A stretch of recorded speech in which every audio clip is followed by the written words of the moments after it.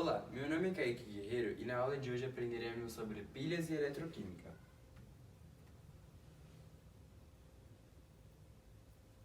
O que é uma pilha? A pilha é uma fonte portátil de energia que é composta de três itens básicos: o ânodo, o cátodo e o eletrólito. Estes três componentes podem ser feitos de muitos materiais e combinados de várias formas também. A escolha do material a ser usado, o tipo e a qualidade desses materiais são importantes para determinar os níveis de energia e de desempenho da pilha. As pilhas e baterias são como uma mini usina portátil. Elas transformam energia química em energia elétrica. Tem várias formas: cilíndricas, retangulares, botões e etc., conforme a finalidade a que se destinam. Possuem substâncias que, quando reagem entre si, produzem energia elétrica, ou seja, fazem funcionar o rádio, o celular, o teclado, qualquer coisa que você use uma pilha. Um controle também.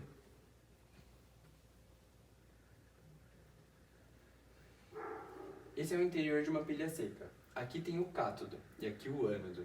Aí aqui tem uma camada isolante de areia, uma pasta com itens químicos e uma cobertura de aço, lacre de cera, bastão de grafite, separação porosa, uma folha de zinco e um envoltório externo. O envoltório externo não serve basicamente para nada, é só para fazer a divulgação da marca.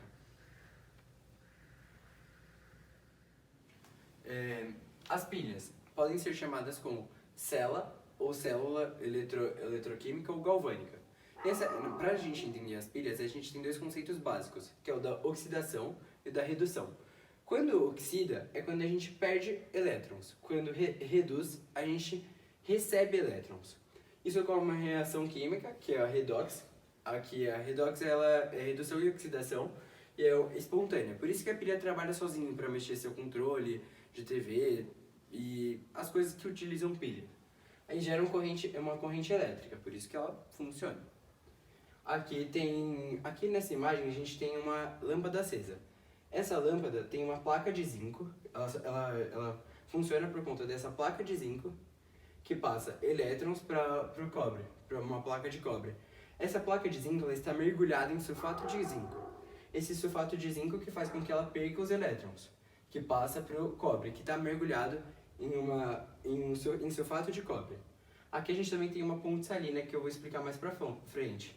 Aqui o cobre ele é o cátodo e o ânodo é o zinco, porque o zinco ele perde e o cobre ganha.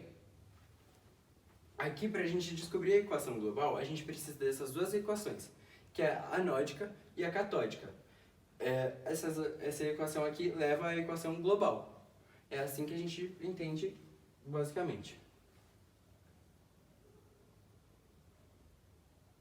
Aqui a gente tem uma convenções de eletrodos. O polo negativo ele é o eletrodo que ele emite elétrons. O polo positivo é o eletrodo que recebe elétrons do circuito externo. O ânodo ele é o eletrodo no qual ocorre a oxidação e o cátodo é no qual ocorre a redução. Aqui a gente também tem outra imagem daquela fazendo a mesma coisa. A placa de cobre está recebendo elétrons da placa de zinco.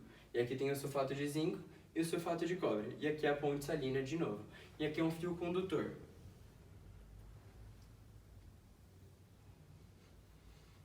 O que ocorre com cada eletrodo? O eletrodo de zinco ele emite os elétrons para o circuito externo.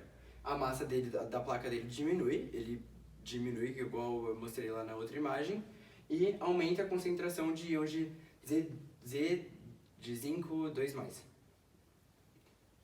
O eletrodo de cobre ele recebe elétrons do circuito externo, a massa da placa aumenta e ele diminui a concentração de íons de cobre 2+.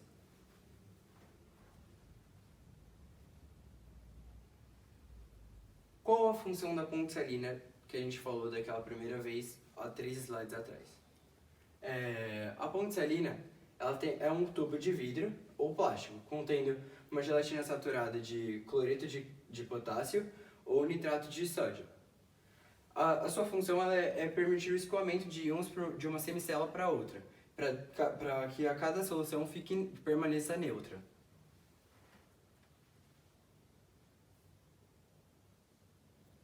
Aqui a gente tem o tipo de reação que ocorre. À medida que a lâmpada recebe energia, os elétrons começam a fluir. E fluir do ânodo através da conexão externa, né, do fio condutor. O fio condutor, ele vai passar aqui do ânodo, vai vir aqui, ele vai passar pro cátodo. Por isso que elas fluem e chegam até o cátodo. Assim ela é espontânea, porque ela continua gerando isso a todo momento. Aí aqui a gente tem a reação anódica, a reação catódica e a reação da equação global.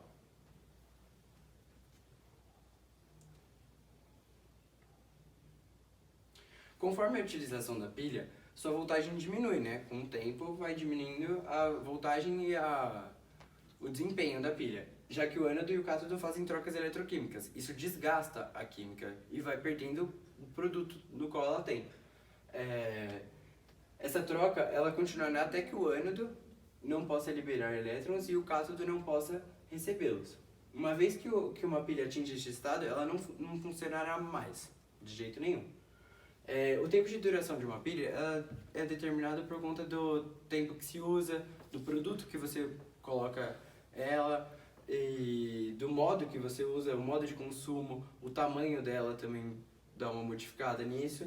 E é assim que a gente sabe conforme a gente vai utilizar ela, o tempo.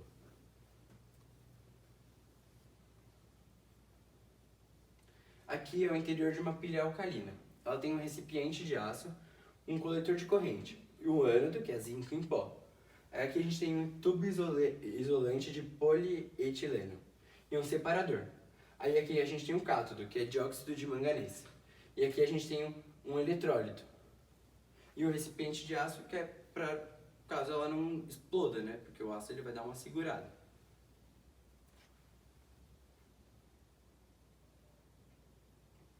Aqui a gente tem o interior de uma pilha de lítio.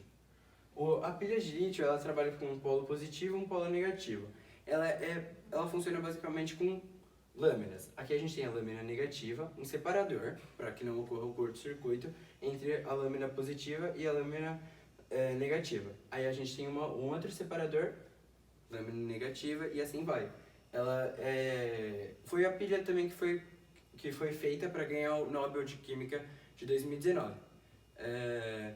Esse prêmio foi ganho por três pessoas, que foi um americano, um inglês e um japonês.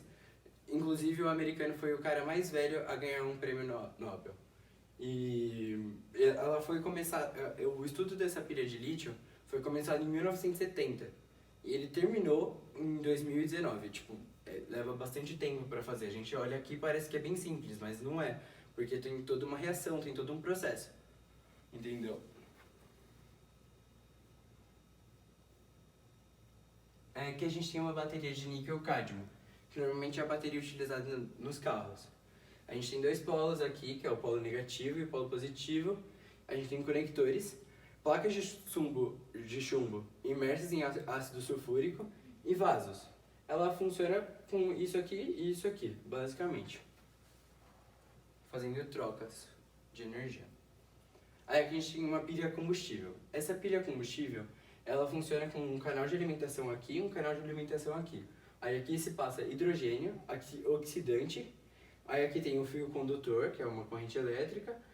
Aí tem o cátodo, o ânodo e uma membrana eletrolítica polimérica, que é como se fosse um separador para que não ocorra curto-circuito. E aqui a gente tem água. E o combustível não utilizado ele desce. Ela não é uma pilha muito usual, mas gasta bastante por conta do combustível que a gente não utiliza. Aqui agora a gente vai falar sobre uma coisa muito importante, que são os descartes das pilhas e baterias. A gente tem que conscientizar as pessoas por conta que as pilhas são feitas de metais pesados, que são extremamente poluentes e causadores de doenças, como câncer e etc. Tem várias doenças.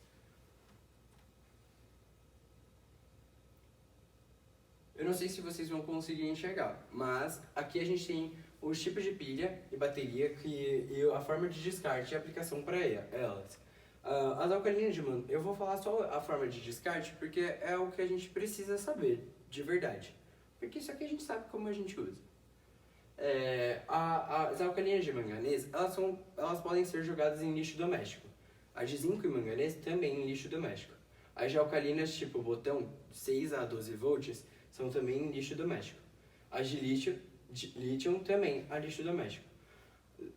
As baterias de níquel-cádmio, que é a bateria de carro, normalmente, ela tem que ser devolvida ao fabricante.